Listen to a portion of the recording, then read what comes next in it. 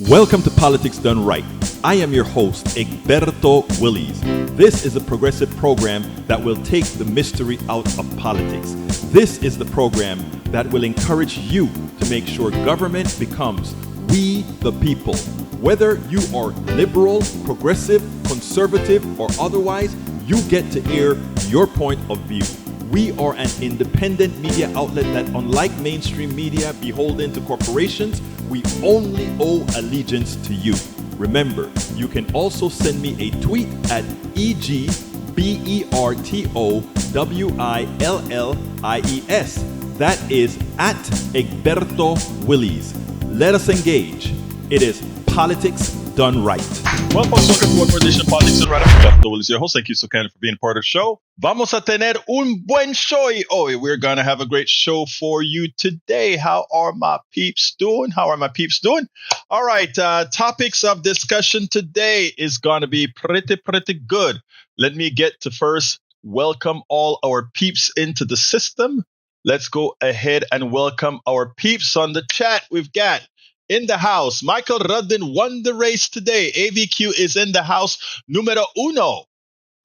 From Brooklyn, New York, numero dos is Patrick Magner. Meow. How are you doing, Patrick? Haven't heard from you in 2 days. We also have Yvette Avery Herod from Atlanta, Georgia. Patrick is from Houston, Texas. And of course, Harry Denson is from Missouri City. He says, good afternoon, Egberto. Harry Denson Jr. here from Missouri City, Texas. Welcome. And in the chat, remember we miss the first few in Substack all the time because of how they work. The system works. But I want to welcome Don Buckster, John King, my humble opinion. He says, Kat and Susan Jagoda or Jagoda, depending on whether it's an English word or a Spanish word. I don't know. Anyway, we are going to have a good show for you today. What's in the show today? Do I know what's in the show today? Actually, I do. I have a Tariffs 101 that I want to play for you guys. I think it's an important piece. AVQ says, Substack people, come on by Twitch, Facebook, or YouTube so we can see your comments. You know, some people, what happens is that there's a real nice Substack application that a lot of people use on their phones. And that's why I think all won't come over to, let's say, YouTube or Facebook or the others, etc. But again, I am in the wrong screen. So I am going to have to do a little bit of magic here by moving things around a bit. Let's see. I didn't realize which screen was actually being controlled by the system. So now I've got to move things a little bit around. There it is. All right, there we go. That is what we're talking about. Okay, title of the show today is, will Dems use a GOP-given weapon to stop the evil bill? Tariffs 101. And Musk leaves in failure. I think I want to tackle the Democrats first, right? We want to talk about, should we do it? Should we not? I think we should. So let's talk about it. Senate Democrats got a weapon from the Republicans, and here it goes. Senate GOP gives Dems a chance to tank Trump's budget bill. Will they take it? I wonder if they will. Given the high stakes of the budget bill, which we know the damage that it is intended to do to all MAGA, all working class Americans, you would think that Democrats would take that opportunity. Oh, wait a minute. Where is, okay, I need to get this over here. All right, to take that opportunity to do that, right? So, before I go, it seems like Michael has something to read here. Let's go ahead and do that. Welcome, Paul Fleming from Powder Springs, Georgia, and Lee Grant from Montgomery County. How are you doing? Esquire, a ludicrous new Supreme Court decision could grant Trump presidential power not seen since King George III. For 237 years, we never thought it would come to this. The Supreme Court ruled in Trump versus Wilcox that the president firing the heads of executive agencies created by Congress should stand while their cases are adjudicated, even though by congressional mandate, only Congress can dismiss them. The decision is ludicrous and dangerous. Political scientists say our flawed democracy has already slid to a fascist state.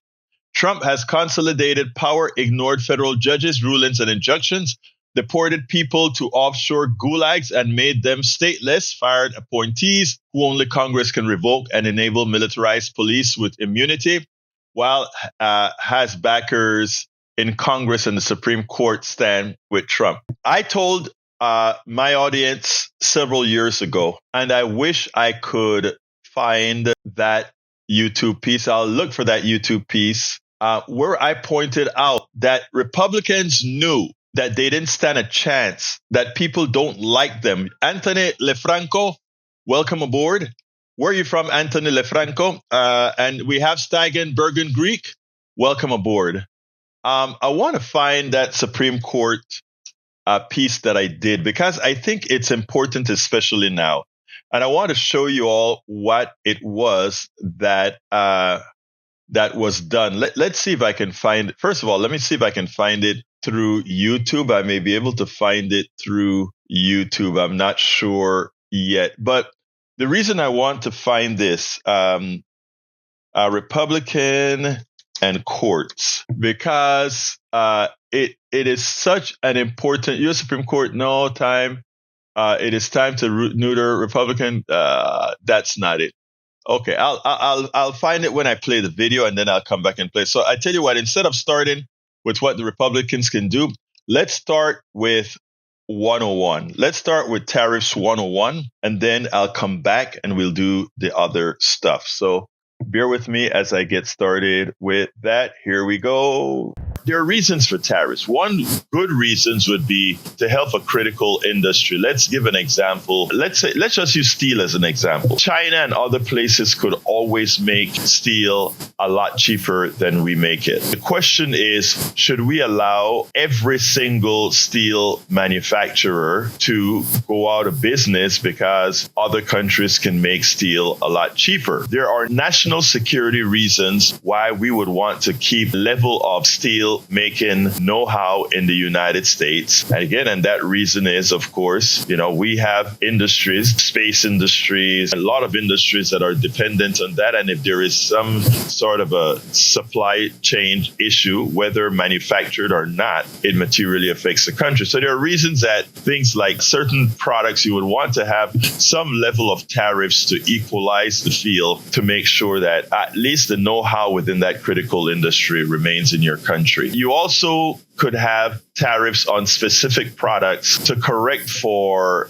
what a foreign country does to make their products cheaper. Let's say that country subsidizes all of its rubber manufacturing, right? That means that in a market system, that particular country would have given an unfair advantage to manufacture, let's say, rubber or whatever in that country. And in so doing, takes away the actual essence of what free marketing is all about. So one could see marginal tariffs on products from countries that actually falsely make those prices cheaper than they normally would be. And another reason would be for social reasons. Let's say some other country in Europe decided to start slave labor, child labor, or take advantage of foreigners who come into, or immigrants who come into that land, force them into working, which inherently makes the prices of that product cheaper because the labor is small or non-existent. That's a reason to actually have a tariff as well. And then there is the regressive reason for having tariffs, and that is simply having tariffs as a sales tax to raise money for the Treasury. And we'll see clearly that that is all Donald Trump really cares about. Donald Trump doesn't care about creating manufacturing back in the United States. Donald Trump doesn't really care about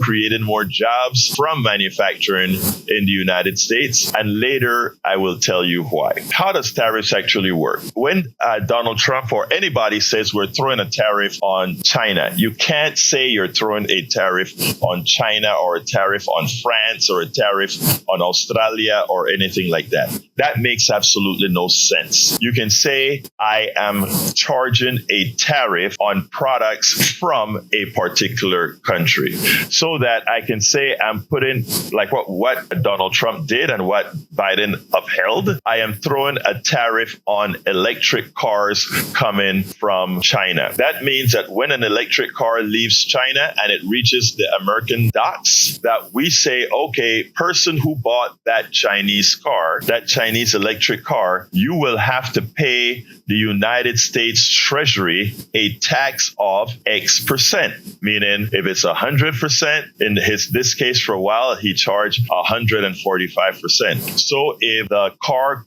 cost the importer $10,000 to import that car, when that importer goes to bring that car into the country, it has to, the United States government, for that $10,000 car, it has to pay the United States government. What that means is the base price of that car to the importer, as opposed to being $10,000, which is what the China corporation charged him, it will now cost $24,500. All that money goes to the Treasury as a tax. That's what it is. The Treasury, the United States IRS gets that money. The Treasury gets that money. Not the company in China, not the corporation who imported that stuff. The government gets that money. Remember what I said, reasons for tariffs? One of the reasons is a regressive reason, which is only to raise money for the Treasury. Now, when glass bottles that a lot of small companies import, glass bottles, T-shirts, when you put 145 tariffs, that $2 T-shirt now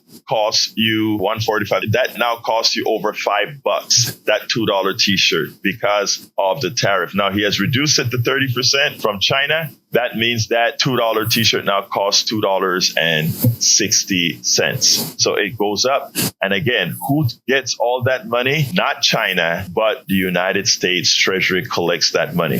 The expectation is that these the rise in price will go directly to the consumer. And you want that rise to go to the consumer because what you're trying to do with the tariff, you're doing it for the first two purposes I spoke about, which is to help a critical industry or to correct an unfair advantage that another country has. You want those prices to go up in the United States to make it more attractive to create a factory to start making that product. Because of the higher price, they can now make that product for a profit locally in the United States. If that price doesn't go up for the consumer would see no difference and continue to buy the same amount of that product from where? From the foreign country that it buys from. And again, there is no reason for change if the consumer doesn't see an increase in price. That's the reason it is done. So when you hear Donald Trump goes on the phone with Walmart or goes on the phone with Amazon and telling these guys to eat the tariffs, it shows that the reasons he claimed he has the tariffs is a lie. If the tariffs is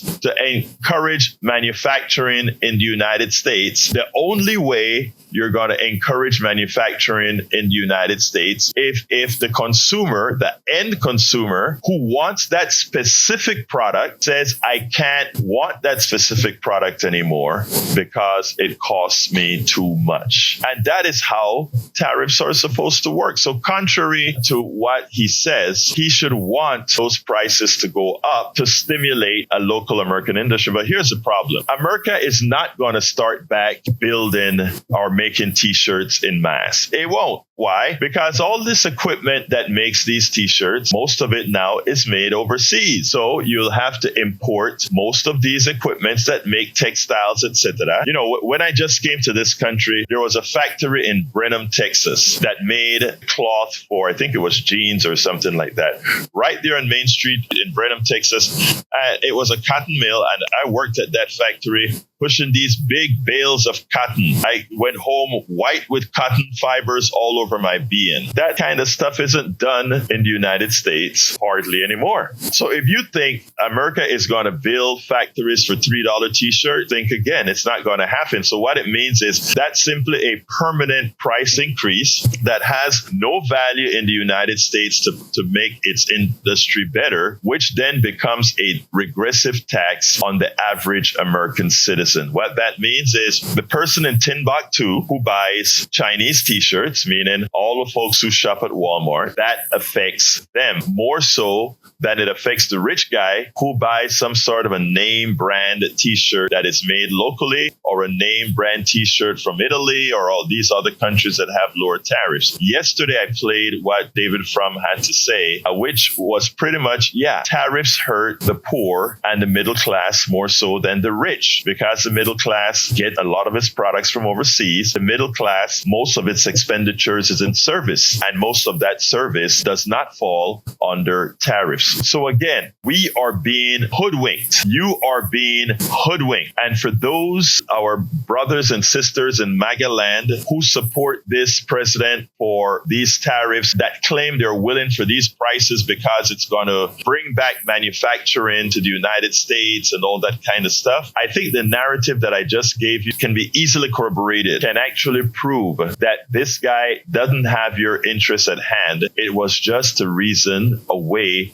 to raise a lot of money for the Treasury. And why does he need to raise a lot of money for the Treasury? He needs to raise a lot of money for the Treasury because the tax cut he wants to give, no Democrat will vote for it, and therefore he cannot get 60 votes in the Senate. So therefore he has to pass the bill via a process called reconciliation, which means it has to be a neutral change to the budget in such a manner that he can give that tax cut without any further changes to income taxes in a particular manner. Again, that's a way to raise a lot of money. And who does the tariff affect the most? It affects the poor and middle class. It affects his own constituency. So folks, please, let's not allow the rhetoric that goes by the president and the failure of the mainstream media to really assess how things really work, do their job as the fourth estate to let you know exactly how things operate. Let them know. Don't fall for what we call the okie doke. Understand things. Make an informed decision. Make an informed vote. And I tell you something, the person who would lie to you about your own personal economy, how much can they really care about you? Think about that. How much can someone who lies to you, knowing that their policies are materially going to affect the vast majority of their own constituents, how much can that person care for you? And why would some of you be upset when those of us who come out and tell the truth about your Führer is there not to help themselves, but to help you protect yourself from harming yourself and your family because of lies that are being told to you? Now, when this guy lies about how big his hands are, when he lies to you about things that don't have an effect on you, that is one thing. When he lies in a manner that affects your personal economy, that affects the possibility of your kid going to school, that affects the weather, our support for the weather, and whether we will be able to stand whatever weather events that are going to occur. Whenever he lies about the cuts that he has made that will materially affect your life, whether your kid's going to school, whether the loan that you get, the mortgage that has gone to 7% now, all these things affect you and you pay. And guess who's always the beneficiary of the expensive of what you pay? When the interest rates go up as they are right now, the rich person who is giving you that mortgage makes more money. The interest rates goes up on your credit cards. The rich person who loan you the money on your credit card makes more money and you pay more. Again, when the interest rates go up, our deficit goes up. And who pays it?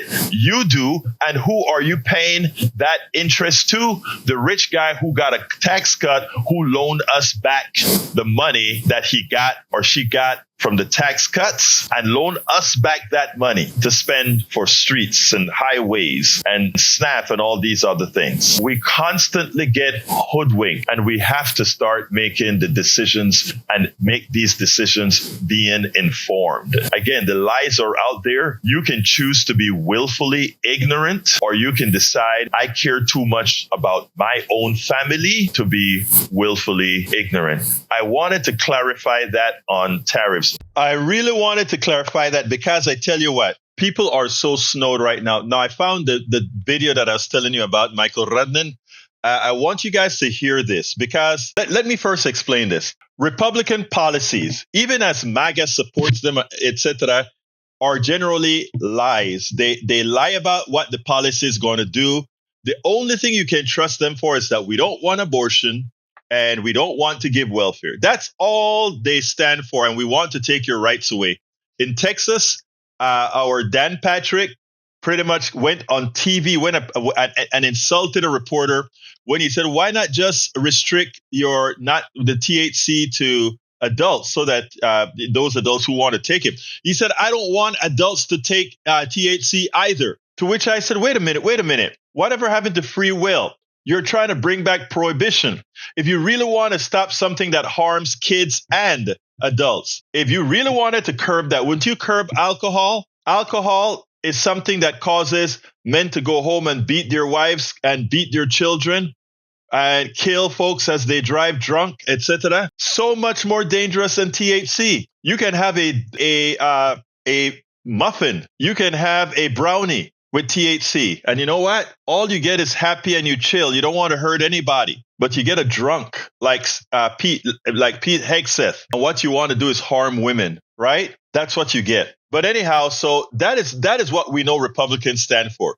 Restricting your rights, telling you how to live your life, and they want to be in your bedroom, right? But here's the thing. They know that most Americans don't stand for that. So the plan has always been, and I've been talking about this for decades. The plan has always been to get the courts, because the courts are the only major portion of the three legs that's not very democratic once they are in there. So if you own the courts, you can make any law unconstitutional, or you can give the president all kinds of powers that the Constitution doesn't really say, but you can say, that is how it works. So here is the video that I found. I went searching while the video was on, that I did several years ago. But it's an important video, and I'm setting it up right now. So bear with me a second as I do so. I'm setting her up, and I'll start it as soon as I get it here. Let's go ahead and do that now. Okay, that's the video, and here it goes. Listen to what I pointed out.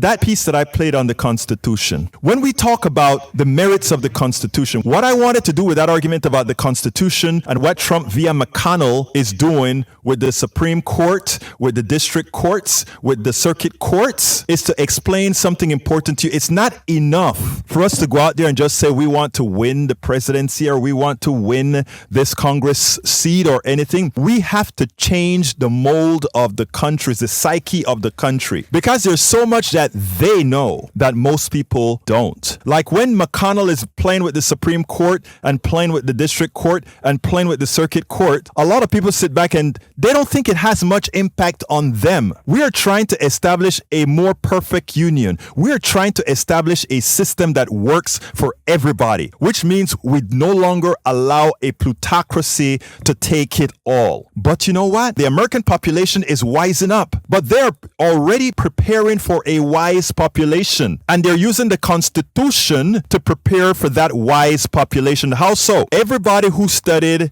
their government classes understand there's a judiciary, a legislative, and a executive. The legislative makes the laws, the executive executes the laws, and the judiciary interprets the law's constitutionality. Well, if we are going to win all these new elections and we are going to win the presidency, the only help the plutocracy could possibly have is the only undemocratic portion of the American system that was designed constitutionally, and that is the judiciary.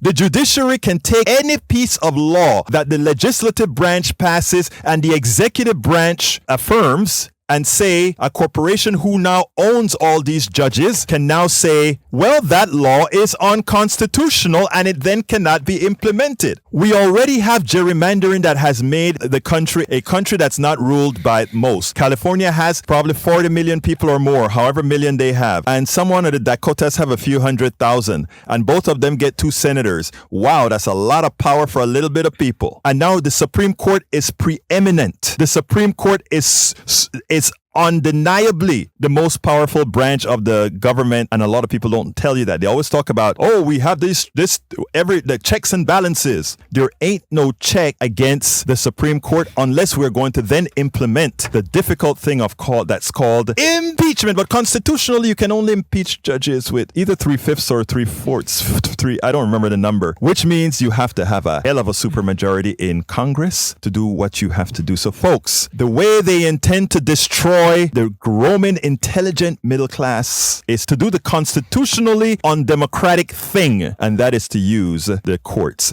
And that is something that I hope everybody understands. This stuff was all planned. This stuff was all planned. It was never a democracy. It was never even a true, what's the word that Republicans like to use whenever we tell folks about it being a democracy? It is, what do you call that? What do you call that? They like to say, well, we are a democratic republic, not a democracy. It doesn't really matter. The fact of the matter is a one person, one vote is going away with the Supreme Court. And yes, Carl Cox, we're alive today. Carl Cox from Riverdale, Georgia. Yes, we're alive today.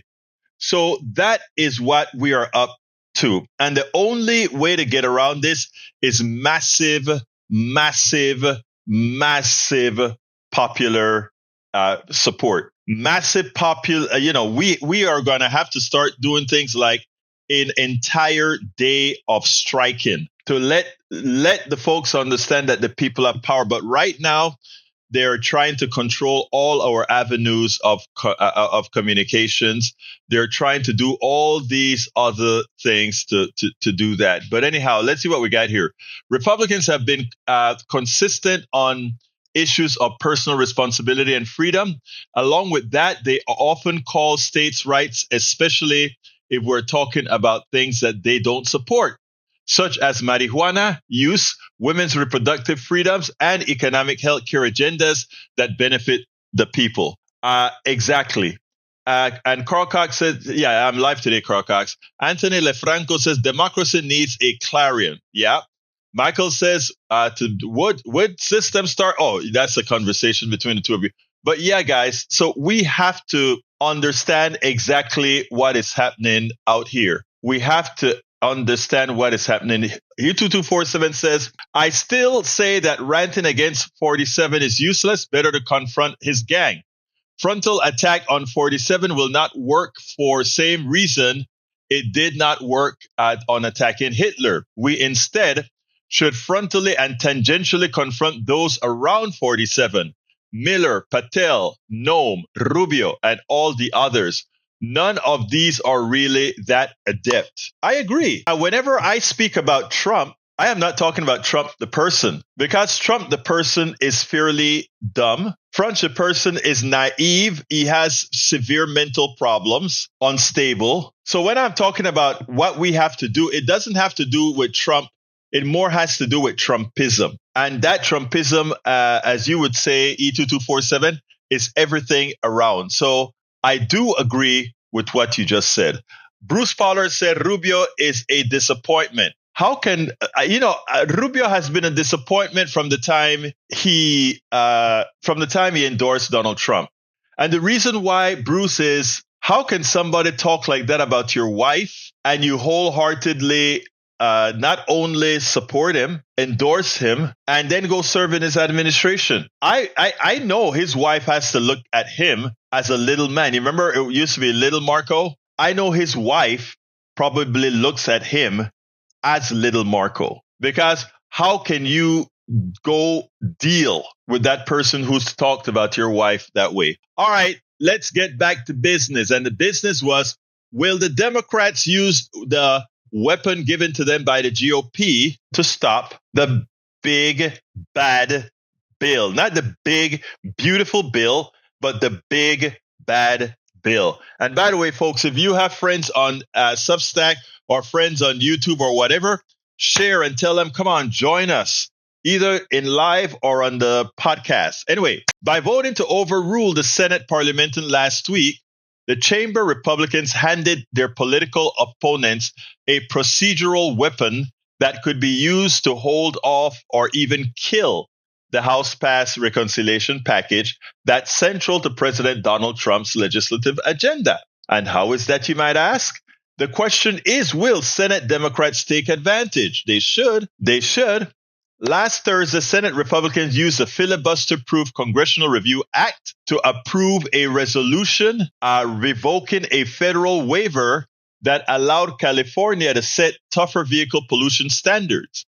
In doing so, the GOP majority ignored the parliamentarians' determination that the waiver did not qualify as a rule subject to the CRA. Both before and after the vote, Senate Democrats warned then Republicans' colleagues that move could come back to bite them in the future. Is this really the path we want to go down? Senator Shelton Whitehouse, Democrat of Rhode Island, said, asked in floor speech earlier this month. A future Democratic administration could submit every oil and gas lease issued since 1996 as a rule as the subject of disapproval resolutions.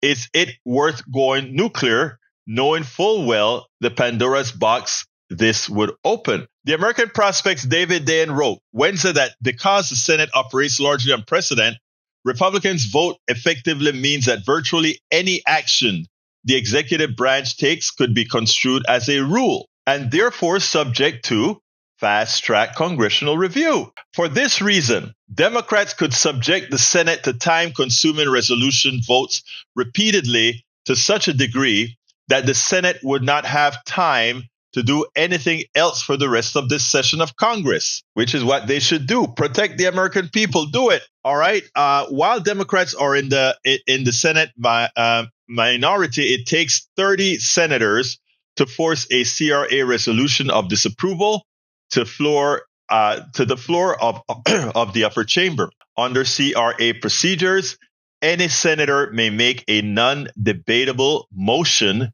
to proceed to consider the disapproval resolution on the floor. If that privileged motion is approved, the disapproval resolution would be subject to up to 10 hours of debate. Now, multiply that by 1,000 resolutions, and you see you get the amount that you get to do it.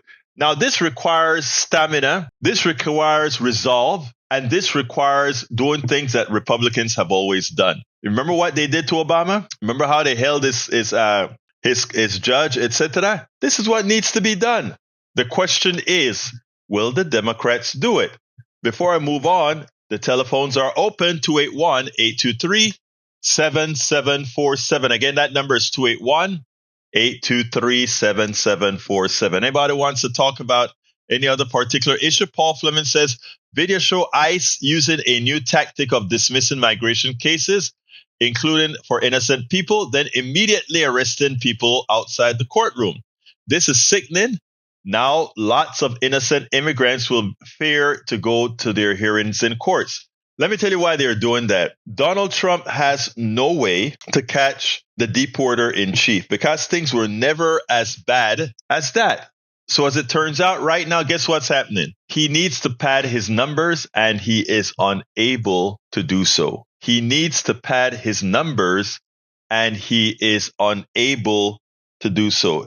It's a shame, isn't it? But there's another piece that I want to play for you all that I picked up today. It is a TikTok that is important. And I want to play that for you if I can find it. Si lo puedo encontrar. And here we go. And here we go. I last left you last Hold on. The Trump family has made millions of...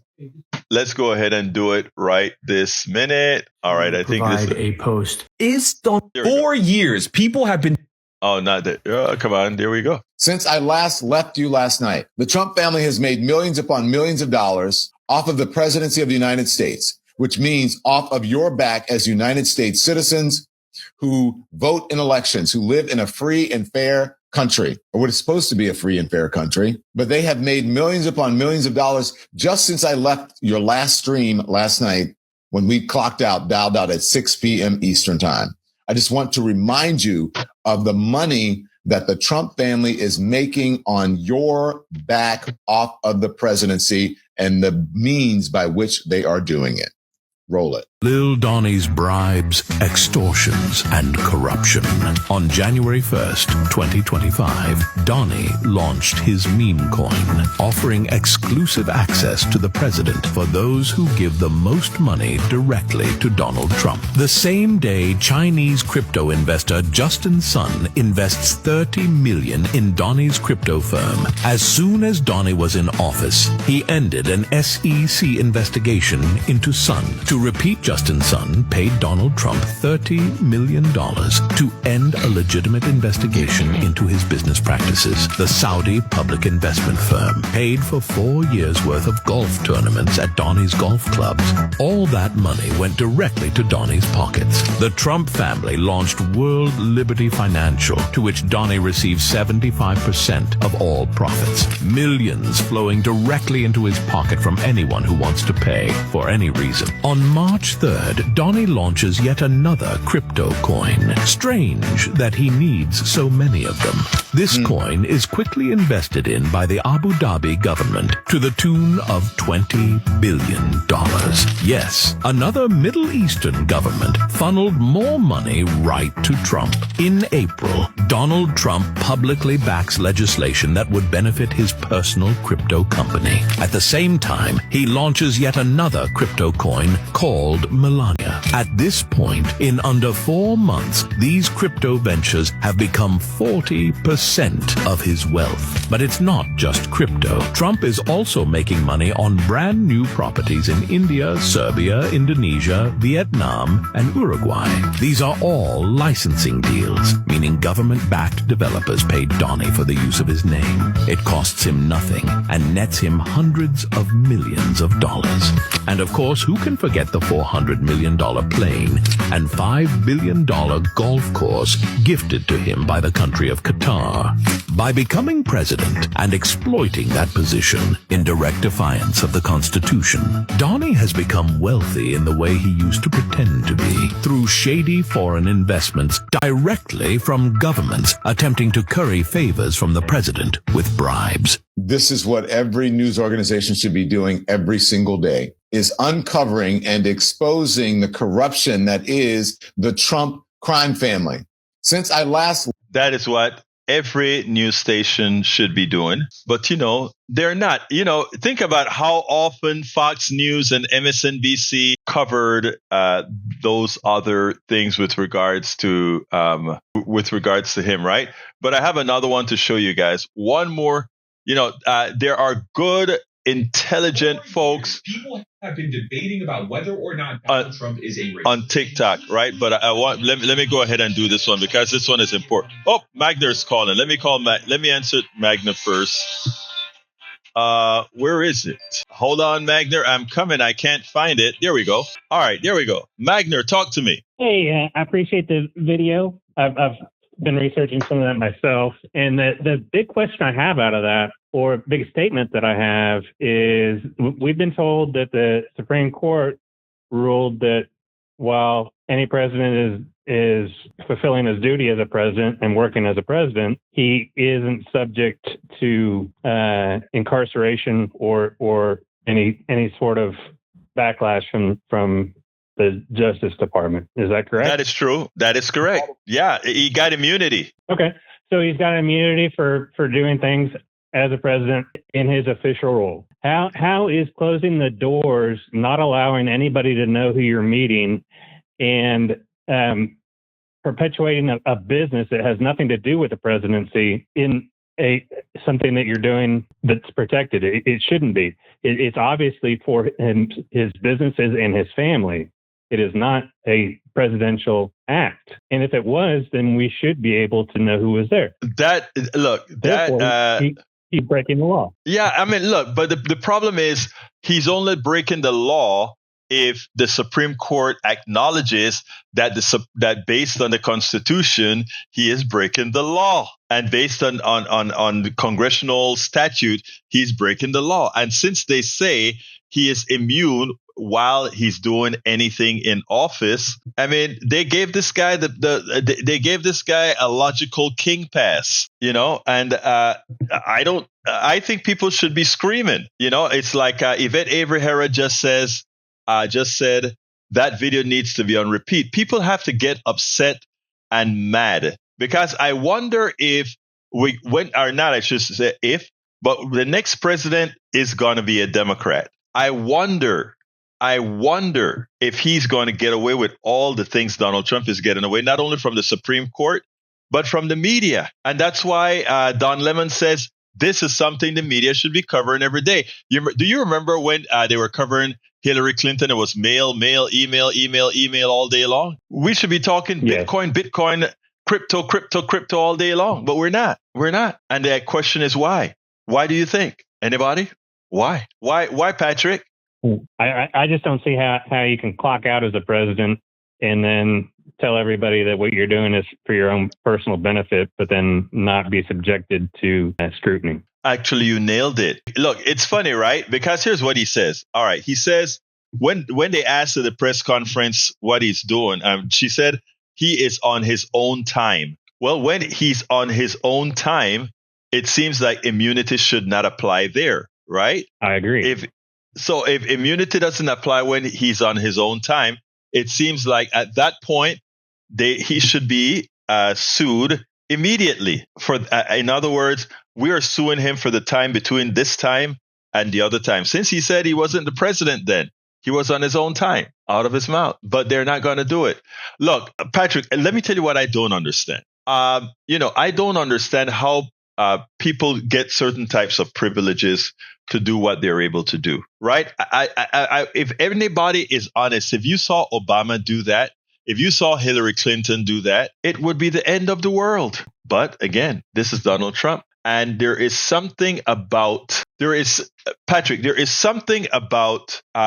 plutocracy that doesn't want to go after, and these are my thoughts. I don't think they want to go under Donald Trump because what Donald Trump is doing in the open is what the leaders of our plutocracy do behind closed doors. And, I think that is the reason why it is so hard to go after him. What he is doing is no different than what the plutocracy does behind doors. Think about what they do overseas. Think about what they do to the American employee. I mean, it's the same thing. They just know how to do it with class. Donald Trump is classless. So I think that's the reason why it's not shocking to a whole lot of them. What can I say? Anything else, my brother? The THC ban. I think at least 2 years ago, polls are showing that this state, that the people of this state, more than half of them were moving towards legalization. And so for the Republican Party to turn around and see that, the first thing that they did was they made it to where no districts or counties could put it up for vote. They struck that down. So they took democracy away from a choice that we had. Exactly. Then the billionaires that decided that they don't like what you're doing behind closed doors and feel that they can tell you what to do, they further pushed it by saying that you shouldn't be able to get this at a gas station or anything. And there are some problems with it, but banning it isn't a good idea. There were third party laboratories checking this, so it was safer than what you can get in a clandestine environment. Mm-hmm. That also decreased crime around it. The business now will go back to the cartel, and it will go back to the Mexican cartel. Yes. And some of the people that wanted this was the alcohol commissions, and so they invested part in this. When Colorado legalized THC for recreational use, highway deaths went down. Overall, alcohol deaths went down. The number of DUIs didn't decrease, but they didn't increase at the traditional rate that they were at. So it saved lives.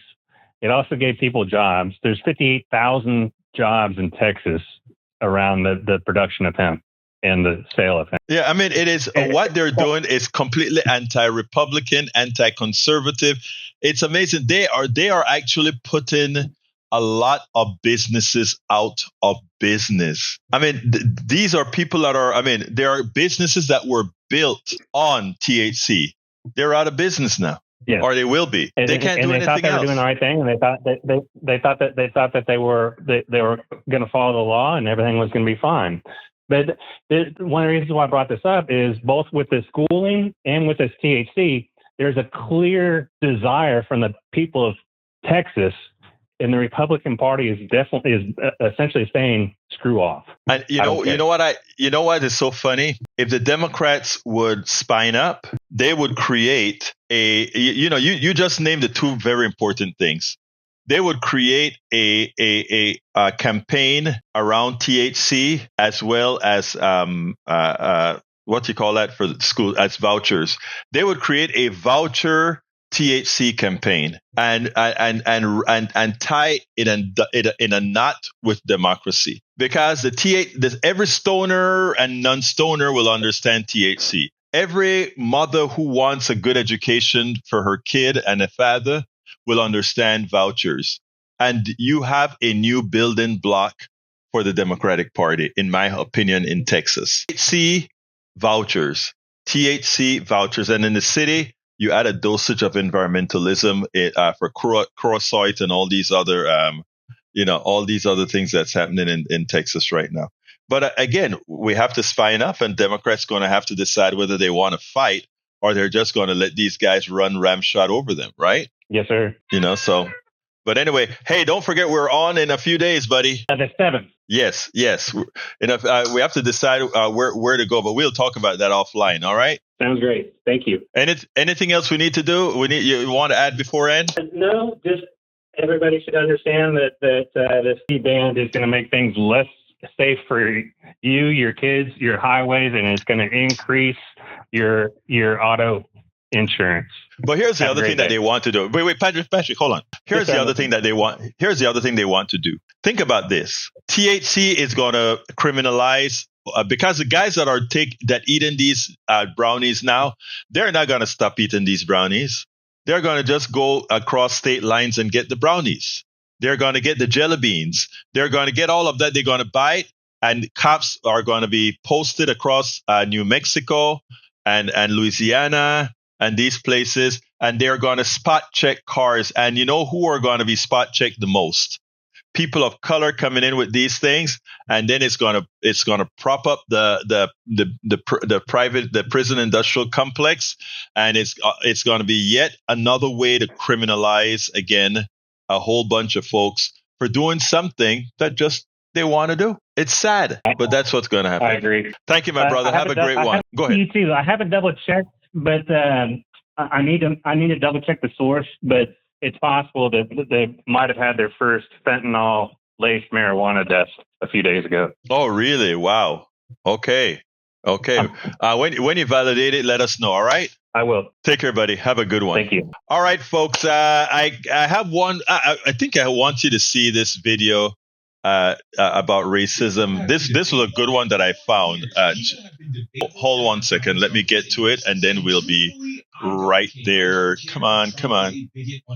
I don't care whether or not he holds racist views. I don't care what. 4 years, people have been debating about whether or not Donald Trump is a racist. And truthfully, I don't care. I don't care if Trump is a bigot on a heart level. I don't care whether or not he holds racist views. I don't care whether or not he uses the N-word. What I care about is power, policy, and practice. And over the last 100 days, Donald Trump has used his power to create policies and practices with a very clear racial agenda. A racial agenda that is far more clear than his economic agenda or his foreign policy agenda. Donald Trump's first 100 days have been defined by bigotry, and I want to look back on a few of those days. On days 1 through 7, he issued several executive orders designed to deem inclusion illegal, setting off a countrywide scramble to undo diversity, equity, and inclusion commitments or face penalty from the federal government. On day 11, he blamed a DC plane crash on... They put a big push to put diversity into the FAA's program. Around day 70, he purged 381 books from the Naval Academy's library, a significant number of them written by Black authors. On day 94, he deemed it unlawful to track the impact of his policies on marginalized communities, which really matters because on day 99, he signed this executive order, unleashing America's law enforcement. This order undermines police misconduct accountability efforts and provides excess military equipment to local police departments. The reality of over-policing policing in black and marginalized communities means that a lot of black people and poor white people will be on the other side of that military equipment. But remember Day 94. He deemed it unlawful for the federal government to track the way that this will impact those same marginalized communities. In just 100 days, Trump has already done the kind of social fabric damage that I fear will take decades to repair.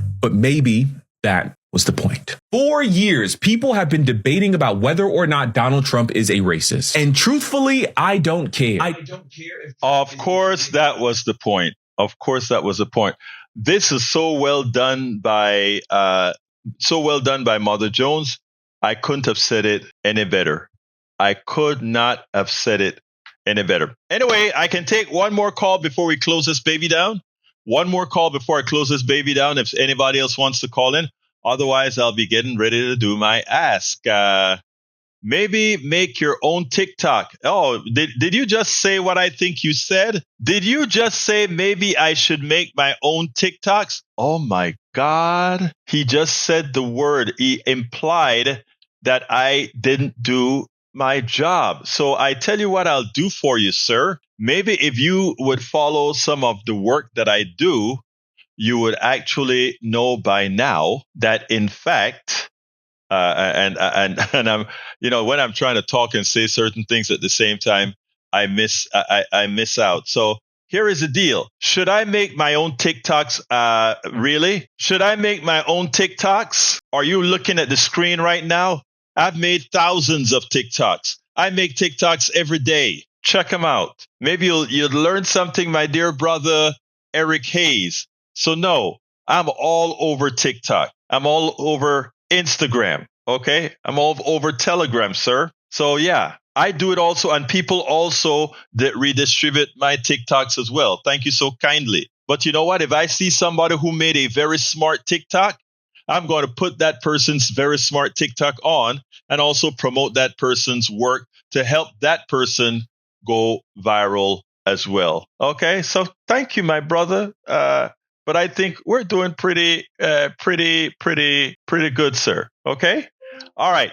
I think it's time for me to go ahead and do my ask before we shut this baby down. Brother Ray Brackens, how are you doing, sir? I'm good. I just want to say thank you for that very thoughtful interview. I actually went and watched the full interview with you and Lena Hidalgo. And, yes. I just wanted to share a story while I got some time. In 2018, I believe, I remember when I was at a rally with my top members and I saw a slate of candidates that we had endorsed. I wasn't a part of that process, but I did believe in the vetting process. And one of those candidates was a young 28-year-old candidate running for Harris County judge named Lena Hidalgo. Now, I remember standing on that stage, her name as one of our candidates, and she gave her. Yeah, continue, Ray. And she gave a great speech. And I'm not gonna lie, I knew it was a long shot, but Harris County had enough of the Trumpism. As I know, Ed Emmett was actually pretty respected, bipartisan, and here she is, in her second term, and I would gladly say she would deserve a third term if that's what she seeks. But well, you heard what she told me. She said that she's doing good, and she came on to set the record straight, and she wanted the amount of time to set the record straight. And that's what I did, give her the time to set the record straight. But look, man, we're out of time, and I have to give Brother Harry about 30 seconds or so, okay? All right. Hey, Brother Harry. All right, how you Harry, doing, Brother Ray? Come on. What's up, Harry? is I like that last video you just called. I do care that Donald Trump is a racist. He's proven it time and time again with his views. When he was president last time, he celebrated the 4th of July up there on Mount Rushmore. I told Steve Hunter this once upon a time. His father was a member of the Klan, Fred Trump, and he believes in those racist views, and his racist views divide this country. So I do care that Donald Trump is a racist. All right. Well, thank you, Harry. I got to go now because we're out of time. But thank you, guys. Have a good day. Have a wonderful day. All right, folks. Folks, remember, to please support the program. There are two ways that I would suggest that you support the program. The first way is you can actually support us via our Patreon. That is at politicsdoneright.com/Patreon. That is politicsdoneright.com/Patreon. But the best way that I think would be to become a paid subscriber to our newsletter, the Egberto Off the Record newsletter, paid subscriber. I ask all of you who have the wherewithal to do so to please become a paid subscriber. I need about 590 more subscribers to get to the next Substack level. So if you go to politicsdoneright.com/newsletter, I need 590 new paid subscribers. I think I'm at 4 something, and I need 1,000 paid subscribers to actually get to this level. And then at that point as well, I can actually get me a little bit of part-time help for my videos and everything else. Otherwise, right now, it's tough. But anyway, folks, I got to get out of here. Love you all. Come back tomorrow. We'll be back. And as you know, on the weekend, sometimes I come up on Substack. Something hits me, and I'll just get up on Substack and do a video. So be prepared. This weekend may just be the same as well. Before I go, I want to tell you guys I'll be on the Progressive Forum today, 6 o'clock on KPFT. I'm the guest of the host of the Progressive Forum. So I'll be there today at 6 o'clock on air, KPFT 90.1 FM. I'll see if I can get that broadcast. We'll see. Anyway, thank you so kindly. My name is Egberto Willies. This is Politics Done Right. And you guys know how I end this baby. I am what? Out. We spend a lot of time deconstructing the news, trying to parse it into a form that everybody can understand. We try to find those little nitpicks where it flies above the fray, etc. If you really like these videos that we do, I want to ask a big favor. Please go ahead. Number 1, subscribe to our channel. And number 2, please join if you can. Thank you so kindly for watching. Keep watching. Please remember to share. We must populate the entire internet with our progressive message, a message that we know